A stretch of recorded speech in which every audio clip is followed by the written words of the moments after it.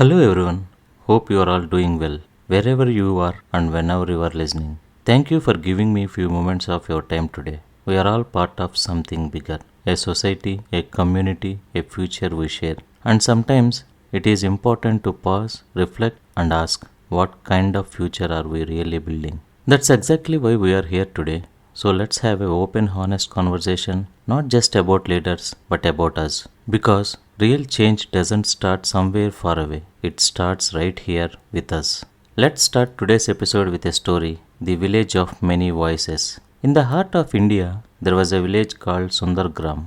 It was a village like many others, fields, markets, schools, and a loudspeaker in the center that always played speeches of political leaders. Every few years, the villagers would gather to cheer for the new leader they believed would change their lives. Posters were everywhere, on walls, trees, even on school gates. Some villagers were loyal to one leader, some to another. And whenever they met at the tea stall, they fought loudly, passionately about whose leader was better. But in all their noise, something strange was happening. The village school roof still leaked when it rained. The health clinic still ran out of medicines. The road to the fields was still broken. And the pond, the heart of the village, was filled with garbage. Each time someone pointed out these problems, the same response came. Wait for our leaders to fix it. Years passed, leaders came and went. New posters replaced old ones. New arguments replaced old ones. But the village, it stayed the same. One day, a young girl named Asha, whose name meant hope, stood up in the village square. She was tired of the noise, tired of the waiting, tired of watching her school crumble while everyone argued about leaders who never visited. She took a broom and started cleaning the pond herself. At first, villagers laughed. Why bother?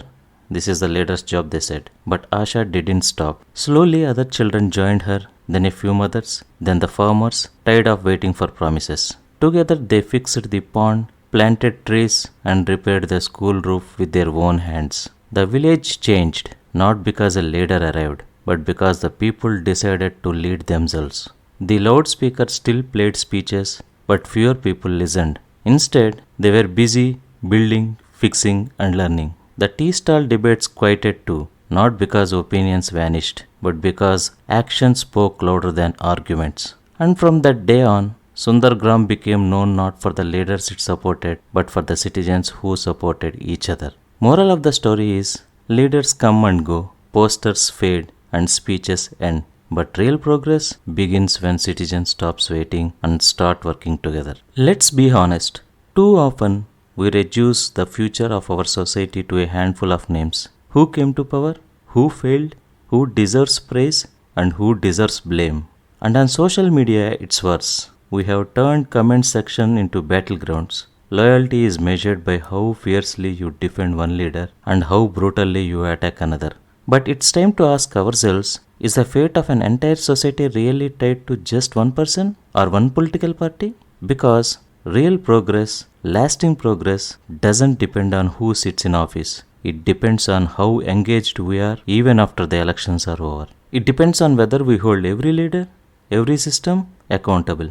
Policies matter, institutions matter, solutions matter. Blind loyalty doesn't build better schools, it doesn't fix hospitals, it doesn't clean our streets. And that's why we need to rethink how we use our voices online. Every minute we spend fighting over which leader is better, that is a minute we could have spent asking better questions, demanding better answers. Because no leader, no matter how powerful, can transform a society alone. And no society can move forward if its people are too busy defending personalities instead of fixing problems. So next time you feel the urge to jump into a political fight online, ask yourself, does this help? Or is it just noise? Leaders will come and go, but society, our society, is ours to shape. That responsibility belongs to all of us. Let's stop waiting. Let's start building the society we deserve. Thank you for listening.